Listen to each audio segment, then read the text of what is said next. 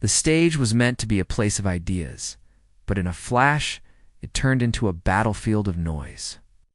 Kamala Harris's voice cut through the air like a blade, sharp, piercing, relentless. She leaned forward, words tumbling out in a storm of accusation and fury, the pitch rising higher with every syllable. The crowd shifted uneasily in their seats, the hum of chatter falling into stunned silence as her tone drowned out everything else.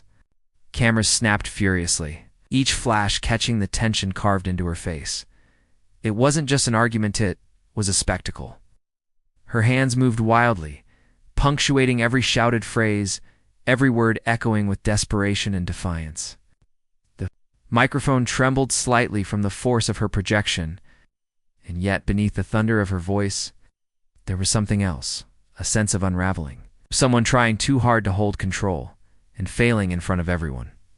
On the other side of the stage sat Jasmine Crockett. She did not move. She did not flinch. Her posture was steady, almost regal, her eyes fixed calmly on Harris.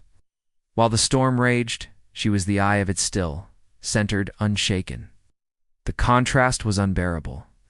One woman thrashing in a sea of anger, the other rooted like stone, her silence louder than any shout.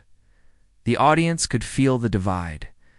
Some gasped audibly as Harris's voice cracked under the strain. Others leaned forward, waiting for a retaliation that never came. Social media feeds lit up in real time, clips already circulating with captions. Is Harris losing it? Crockett's silence says everything.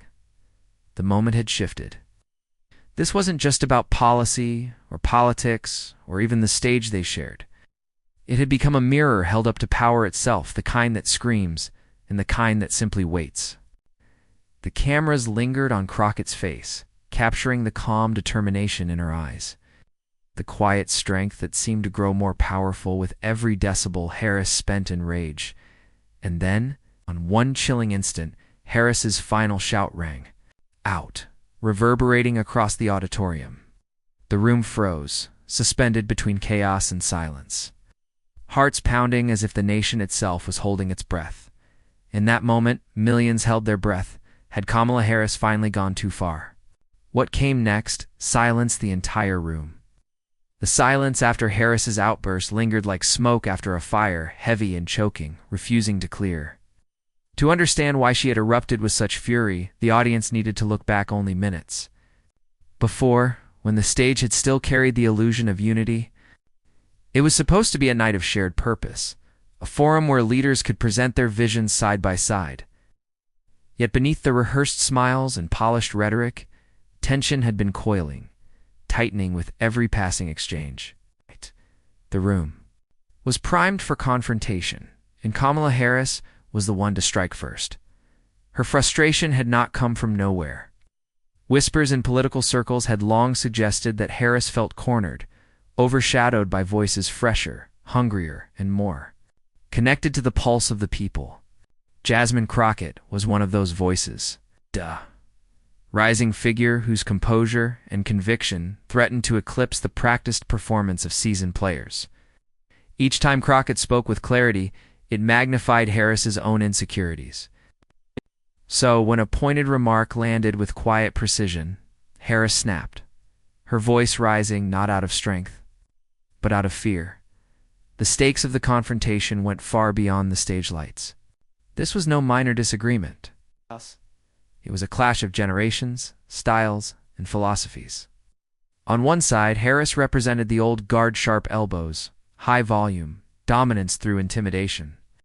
On the other, Crockett embodied a new archetype: strength through composure, power through restraint, dignity as defiance.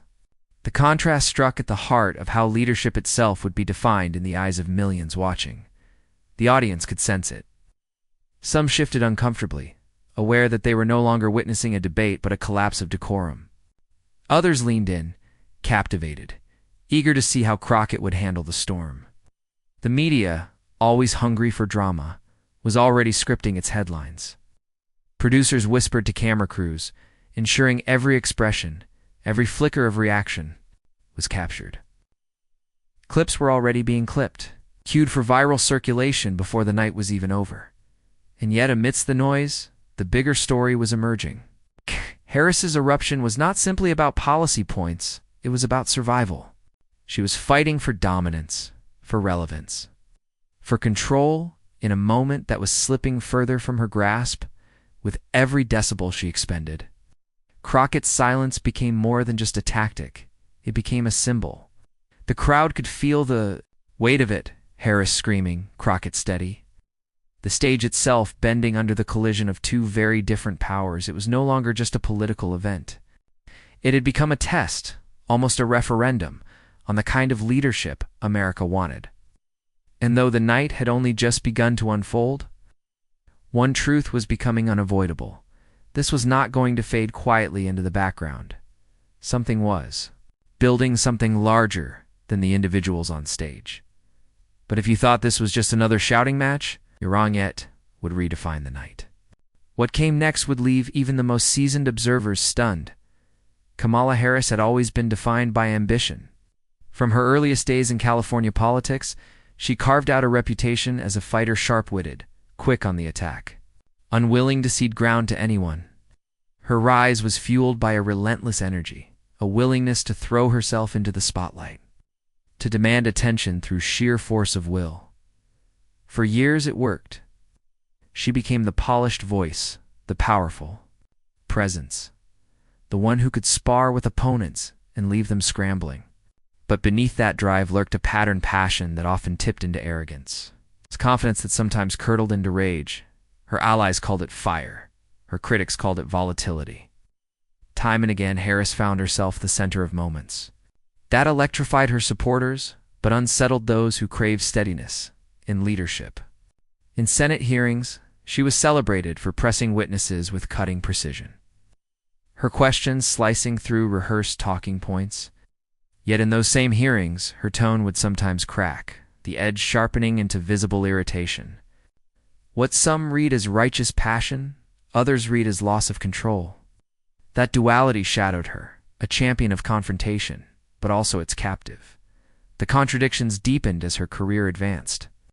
On the campaign trail, she spoke eloquently of justice and equality, but critics pointed to moments where her actions as a prosecutor seemed at odds with those ideals.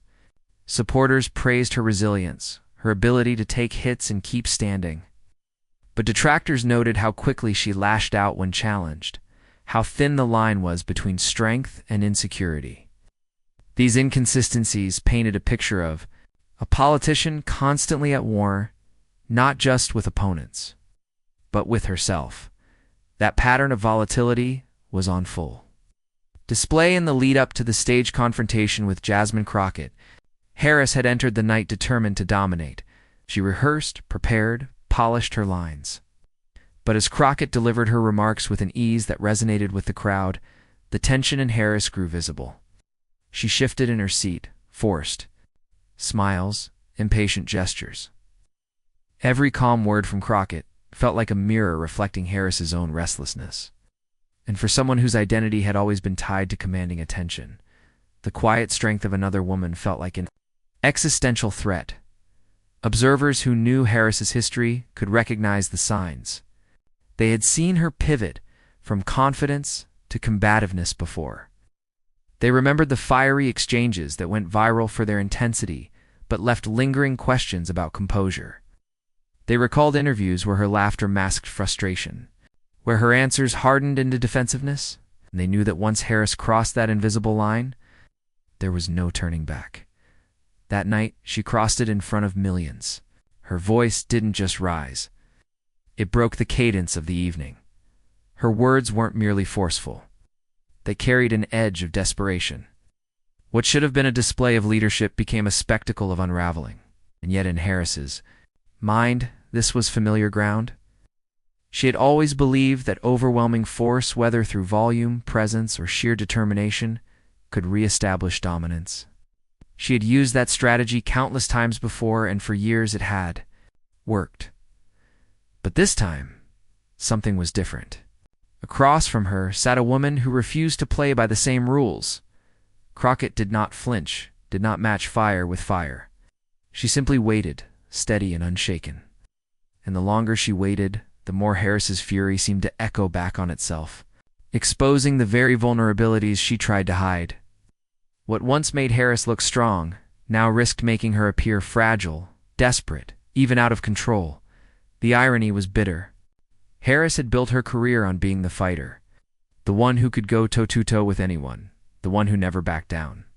That image had carried her far, elevated her to the national stage, given her the aura of inevitability.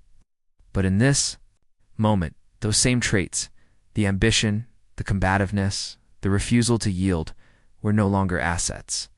They were liabilities, visible cracks in the armor that the nation was watching in real time.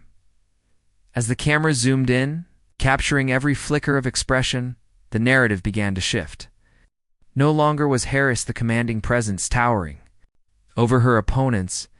Instead, she was the one unraveling under the weight of her own intensity, the one exposing the flaws she had spent years trying to conceal. She had mistaken volume for strength, anger for authority, and in that mistake lay the seeds of her undoing.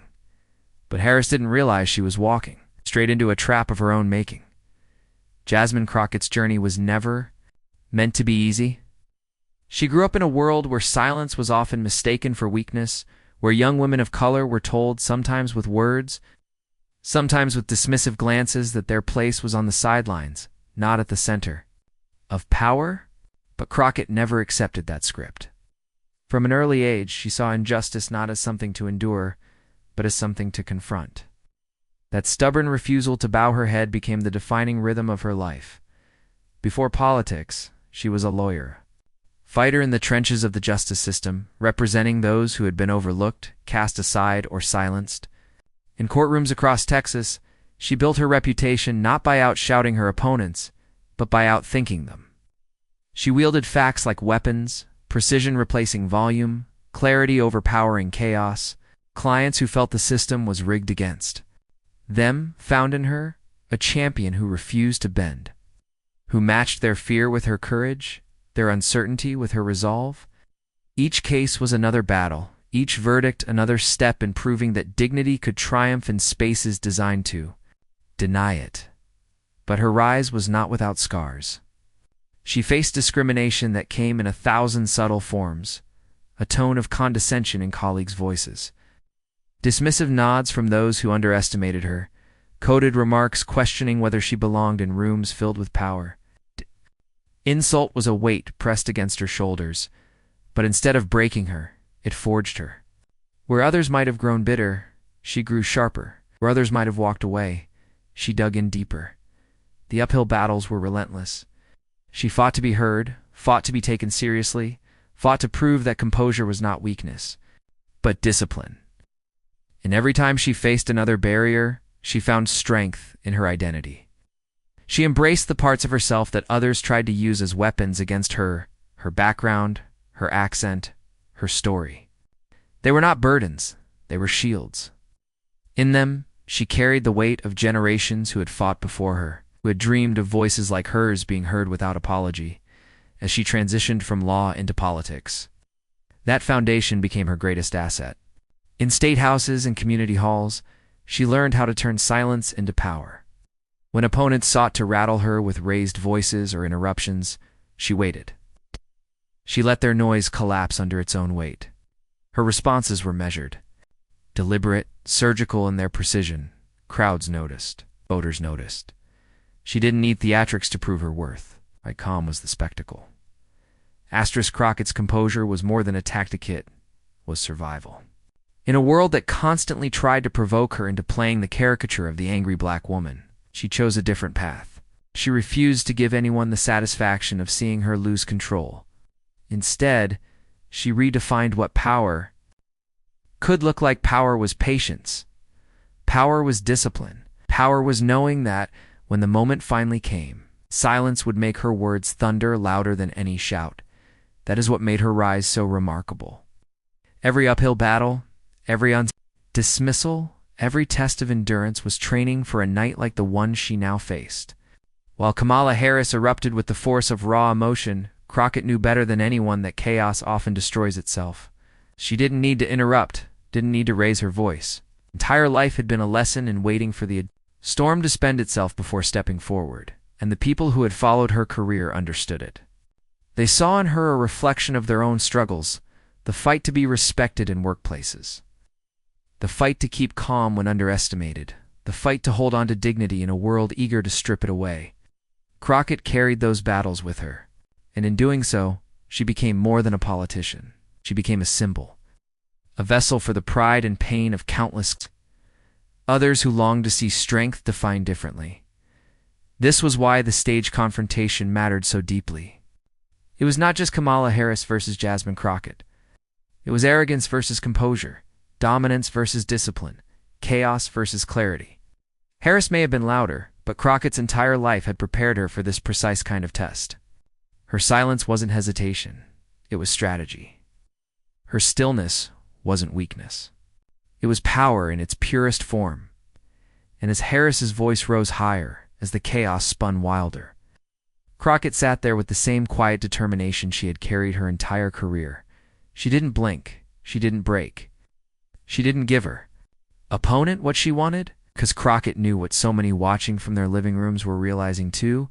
Composure was its own kind of strength, and sometimes the calmest person in the room is the one holding all the power. Her rise, her struggles, her perseverance, all of it, had led to this night. Every courtroom battle, every sneer of dismissal, every time she'd been underestimated had prepared her for this exact moment. The audience didn't know it yet, but they were watching a woman whose life had been a rehearsal for this stage, and when her moment came, she didn't raise her voice. She raised the bar. Kamala Harris leaned forward, her voice rising with each syllable, as though volume itself could substitute for reason. Her words came fast, sharp, almost frantic, cutting through the air like shards of glass. Every accusation she hurled landed with the weight of her own urgency policy contradictions. Political jabs, personal digs, anything to destabilize the woman seated across from her. The stage meant to showcase unity, now vibrated with hostility. Harris was no longer debating. She was pressing, cornering, daring Jasmine Crockett to crack. But Crockett did not crack. She sat still, her posture unflinching, her face composed as though carved from patience itself. Out. Each insult that came her way was met with the same response: silence. She tilted her head slightly, nodded once, as if acknowledging that she heard but not that she agreed. It was a gesture that spoke louder than any rebuttal could. It said, "I am not moved by this storm." The audience felt the shift before anyone could articulate it. At first, they leaned into Harris's barrage, drawn to the spectacle of a vice president letting loose without restraint. But as the tirade dragged on, unease crept in. What had started as fiery passion now looked like desperation. Harris's voice cracked under its own intensity, her hands cutting the air in wide, frantic gestures. Cameras flashed, microphones hummed, the media's hunger feeding on every sharp edge of the moment. Meanwhile, Crockett remained the still point in the chaos. Her calm presence was magnetic. Where Harris demanded attention through force, Crockett earned it through restraint. Each nod, each measured pause turned the spotlight back onto her. She wasn't fighting for control. She already had it. The tension in the room became unbearable. Every second of Crockett's silence seemed to stretch into eternity. Whispers rippled through the crowd, nervous laughter bubbled at the edges, and reporters scribbled frantically as if they could capture the electricity in the air. It was no longer a debate, it was theater, raw and unfiltered, a battle of energies. Rage versus composure, fire versus stone. And then came the moment. Harris' voice, now at its peak, slammed her final point with a force meant to crush. The words echoed, a crescendo that left her breathing heavily, waiting for a counterattack. The room itself seemed to hold its breath. All eyes turned to Crockett. Everyone knew something was coming, but what?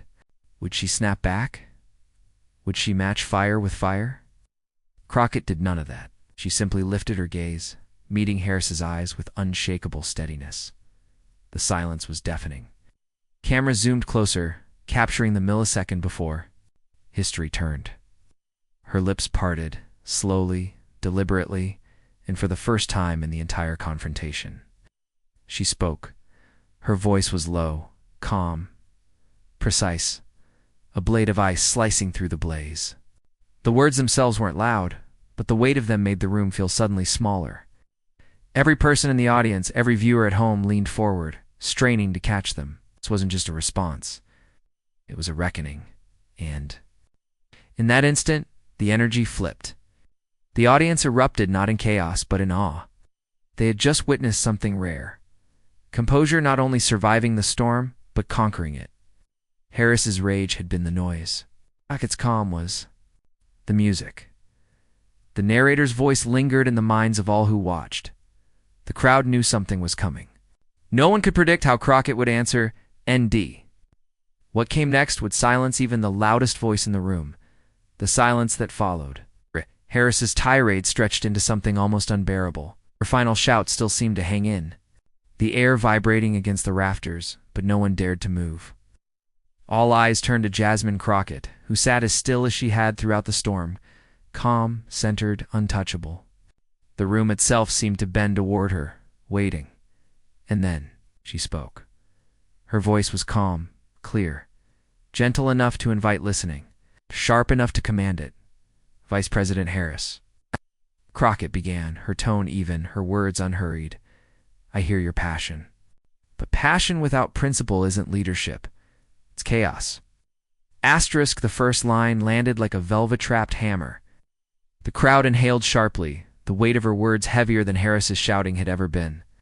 For the first time that night, Harris leaned back slightly, her mouth tightening, as if she hadn't expected to be answered in such measured force. Crockett continued. She didn't rush, didn't waste a syllable. Every word was deliberate, every pause carefully chosen. You accuse me of inexperience, she said, her gaze steady. But inexperience doesn't explain why your record changes depending on the room you're in. It doesn't explain why principles vanish when pressure rises. It doesn't explain why those who look to you for courage to often see only calculation. Ow. Room shifted again. Murmurs rippled through the audience, faint at first, then louder, growing into something restless. Reporters' fingers flew across keyboards, struggling to keep up. Harris blinked hard, her hands clenching against the podium as Crockett's calm dismantling began to sting. Crockett leaned slightly forward, her voice lowering as though letting the audience in on a secret. You say you fight for the people. But people don't recognize themselves in your fights. They recognize ambition. They recognize anger. They recognize a woman desperate to win the moment instead of deserving it. A gasp surged from the audience. Harris opened her mouth to respond. But Crockett lifted one hand not high, not dramatically, just enough to signal she was not finished. The gesture was quiet power, and it silenced Harris instantly. Crockett pressed on. Asterisk, I've been shouted at before. I've been dismissed, ignored, underestimated. I've had doors closed in my face because of my gender, my race, and my roots. And do you know what I learned? She paused. Her eyes scanned the audience, making every listener feel seen. That shouting doesn't make you stronger. Silence doesn't make you weaker. What makes you strong is the truth. What makes you unshakable is knowing who you are when the noise dies down. The crowd was transfixed. Even those loyal to Harris leaned forward now, caught in the undeniable gravity of Crockett's words. Harris shifted in her seat, her usual composure visibly cracking. The sweat on her brow, the fidget in her hands, signs the cameras were more than eager to capture. She tried to interject, but the room itself seemed unwilling to grant her the stage back, because Crockett owned it now. Madam Vice President, Bear Crockett said, voice steady as stone, your volume is impressive, but leadership isn't measured in decibels. It's measured in dignity. And tonight, the country is watching to see which one of us still has it. That was the blow. That was the line that cleaved the air in two. The audience erupted not in polite applause, not in scattered claps, but in a wave of sound that began as murmurs of astonishment and swelled into thunderous approval. People rose to their feet, some shaking their heads in disbelief, others cheering outright. Harris sat frozen, blinking rapidly, her mouth slightly open but without words. For once, the woman known for sharp retorts and quick comebacks had nothing. She had been outflanked, not by rage, but by restraint. Not by fire, but by ice. The cameras captured it all. Harris gripping the edges of her podium as though it could anchor her against the tide. Crockett standing tall with nothing but composure as her shield. Social media exploded in real-time hashtags. Igniting across the globe, hashtag Crockett.com / hashtag mic drop moment. Hashtag dignity wins. Crockett let the applause wash over the stage before she spoke again. Softer this time, but just as commanding. This country has enough shouting. It has enough rage. What it's starving for is clarity, starving for integrity. It's starving for leaders who don't confuse loudness with strength. Her words fell like a closing argument, her courtroom background bleeding through. In every syllable, she didn't pound the desk. She didn't raise her hand. She didn't need to, because the crowd was already hers.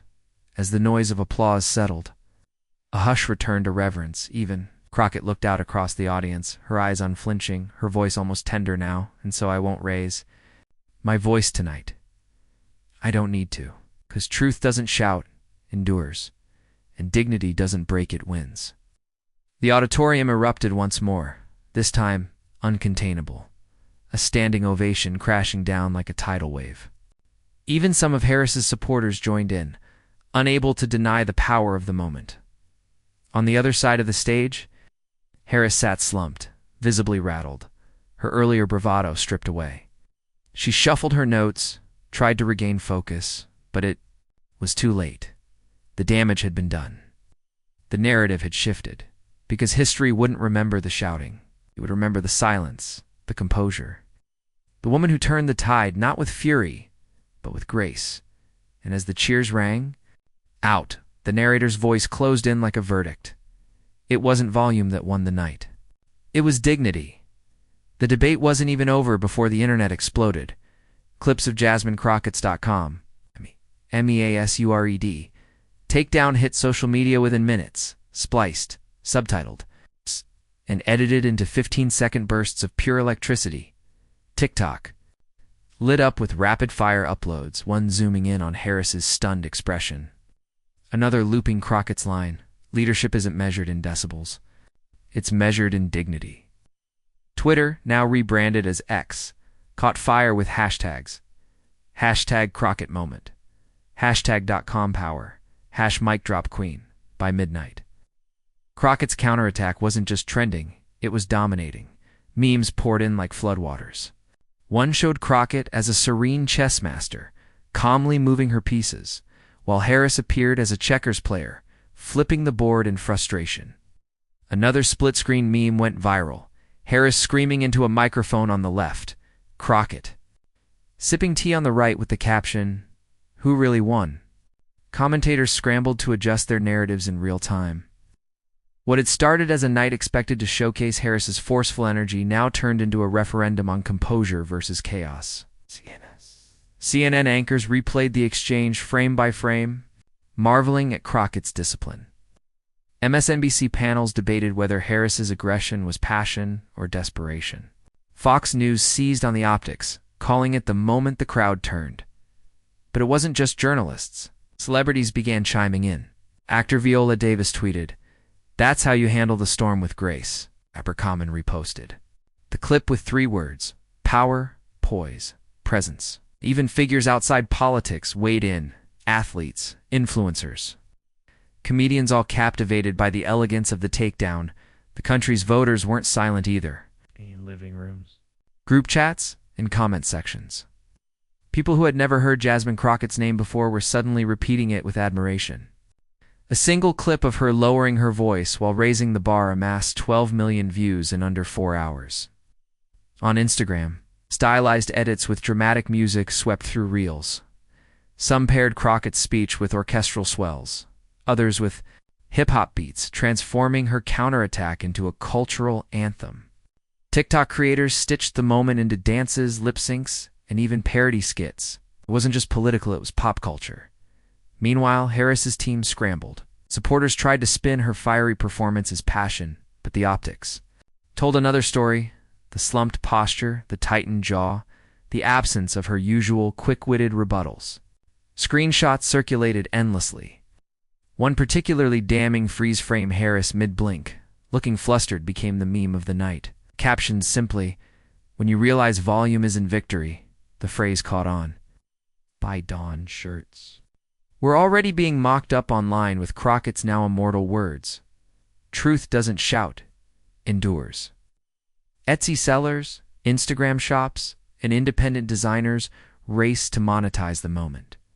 It wasn't just politics anymore. It was. Branding morning news shows framed the exchange as a turning point. The calm that broke the storm, read one cheerin', another simply labeled it the Crockett moment. Pollsters reported an immediate surge of searches for Jasmine Crockett's name.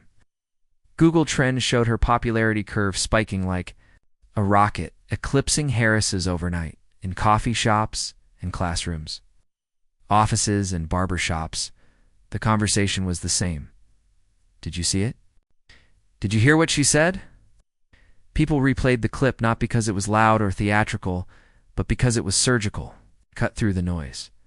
And perhaps that was the true shockwave, not that Crockett had stood up to Harris, but that she had rewritten the rules of the stage.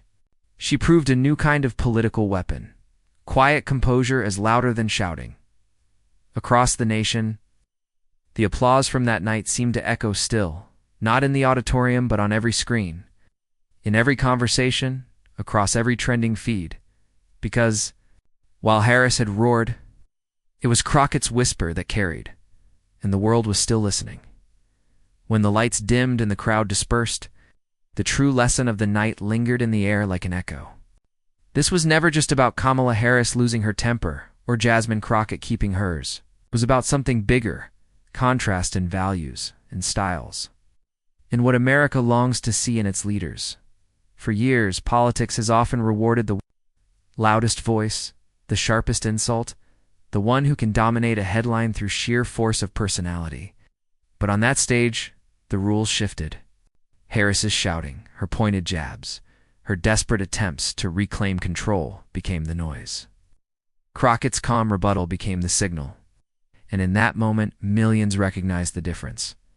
Crockett reminded the nation that strength doesn't have to roar. True leadership doesn't always need a microphone pushed to its limit. Sometimes it's found in the quiet power of words, delivered with clarity, conviction, and calm. She turned what could have been a personal attack into a universal lesson, one that resonated far beyond that auditorium. The moral was unmistakable. Arrogance may rattle, but dignity resonates. Harris's fury flared and faded, but Crockett's poise endured. Viewers didn't remember the volume of Harris's voice. They remembered the steadiness in Crockett's eyes. They didn't replay the shouting, they replayed the silence, the pause, the deliberate way Crockett allowed truth to carry itself, without force, and perhaps that was the deeper takeaway.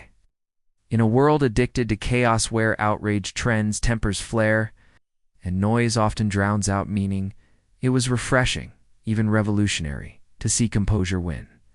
Crockett gave people a glimpse of what leadership could look like: firm without being cruel, strong without being loud, principled without being arrogant. The debate became a parable. Harris represented the temptation of ego, the belief that domination equals persuasion. Crockett embodied the counterals, trait, focus, and unshakable dignity. And by the end of the night, it was clear which path the audience respected. The crowd's final applause wasn't just for one woman's mic drop. It was for the reminder that America still honors calm strength, dignity, though quieter, cuts deeper than rage, a truth, though softly spoken, can echo louder than any scream.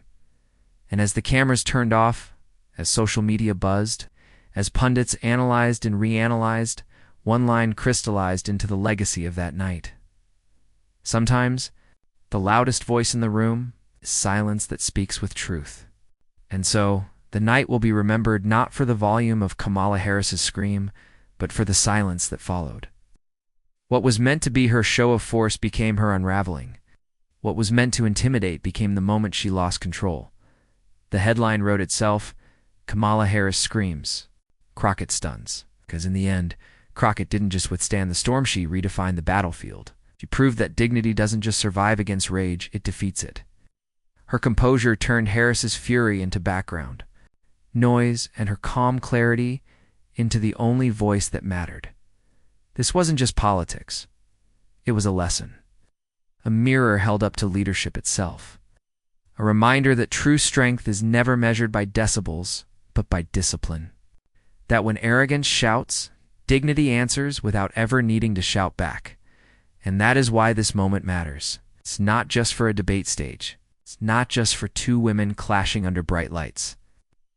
But for every person watching, wondering what kind of leadership deserves their respect, because in the end, it wasn't Harris's rage that echoed across the nation. It was Crockett's quiet strength. If you believe calm strength should always win over chaos, share this video. Just subscribe for more stories that cut through the noise and let this moment, this lesson, be heard louder than any scream.